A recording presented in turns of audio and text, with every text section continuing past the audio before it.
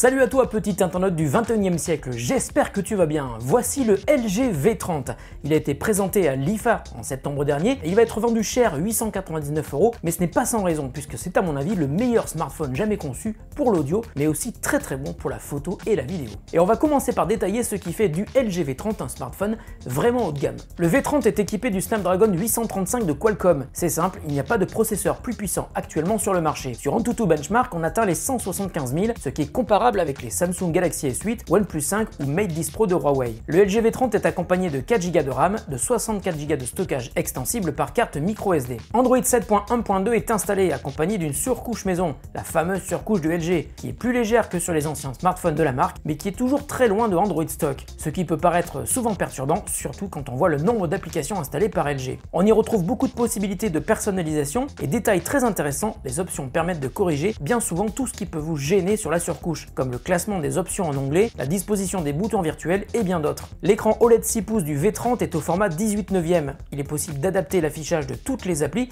qui ne sont pas optimisées pour ce ratio d'image. Quand vous regardez une vidéo, vous pouvez aussi zoomer légèrement pour occuper tout l'écran. Et vous ne serez pas gêné par le notch, comme sur l'iPhone 10. Le son est aussi un aspect important du V30. LG met d'ailleurs le paquet sur la qualité de la reproduction audio sur ses smartphones. Ainsi, le V30 est équipé d'une prise jack, ce qui devient un luxe rare sur les smartphones haut de gamme, et il est aussi capable de décoder du son en haute résolution en 24 bits 192 kHz. Mais ce n'est pas tout. Dernière folie des ingénieurs audiophiles de LG, un DAC ou convertisseur de signal numérique vers une sortie analogique qui permet d'offrir un décodage audio d'excellente qualité du niveau d'un DAC haute fidélité. Évidemment, cette différence se fera surtout entendre si vous écoutez des morceaux avec compression sans perte, comme du FLAC, ou encore mieux, des fichiers certifiés haute résolution, dispo par exemple chez Qobuz. Et bien entendu, il vous faudra un casque de très bonne qualité. Lorsque vous activez le DAC, il est même possible de modifier le niveau de chaque sortie indépendamment. Perso, je n'avais jamais vu ça sur un autre smartphone. Alors tout ce dont je viens de vous parler est vraiment excellent, surtout pour le son, mais il a aussi une particularité, c'est que c'est un smartphone qui est vraiment pensé pour la vidéo.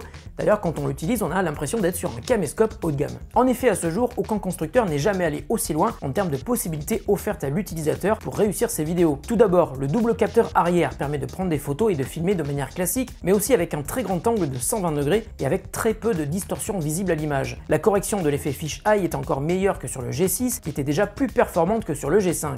Avec l'objectif classique, la résolution photo maximum est de 16 mégapixels et en très grand angle, elle est de 13 mégapixels.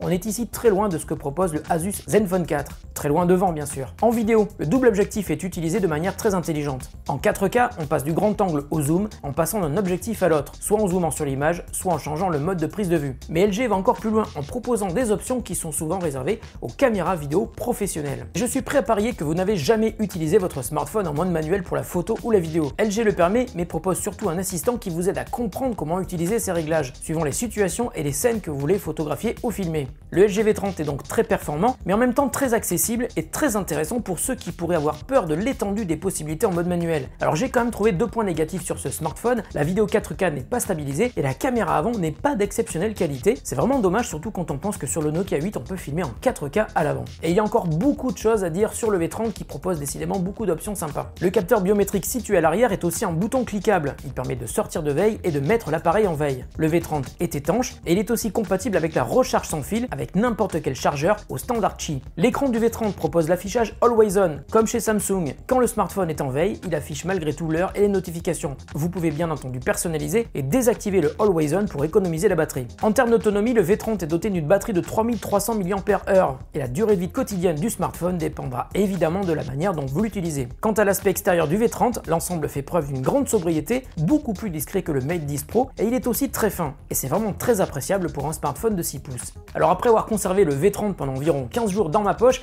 et surtout dans mes mains, eh bien je dois avouer que je suis presque tombé amoureux. Et en toute sincérité, je trouve par exemple que c'est le V30 qui est le plus réussi à la fois sur la partie photo, audio et vidéo, trois facteurs qui sont quand même vraiment importants quand on choisit un smartphone, d'autant plus un smartphone haut de gamme. Mais il a malgré tout quelques petits défauts, la caméra avant ne fait pas honneur à ses petites copines de l'arrière, et puis l'écran, même s'il est de très bonne qualité, n'atteint pas la qualité de ceux proposés par les derniers Samsung. Et puis enfin, dernier mot, reparlons de son prix, 899 €, c'est très cher, l'un des smartphones Android les plus chers du marché, il est même plus cher que le Note 8, mais si la partie audio, vidéo et photo vous intéresse au plus haut point, eh bien vous ne le regretterez pas si vous choisissez d'acheter le LG V30. Voilà, la vidéo est terminée, j'espère qu'elle vous a plu, je vais malheureusement devoir me séparer du V30, donc si vous avez des questions, j'essaierai de vous y répondre au mieux dans les commentaires sous la vidéo si vous m'en posez. N'hésitez pas aussi à me poser des questions sur Twitter, je réponds très rapidement, surtout surtout en DM. Et d'ailleurs, mes DM sont ouverts, lâchez-vous. Merci de votre fidélité et à très bientôt pour un autre test sur The Grand Test. Salut!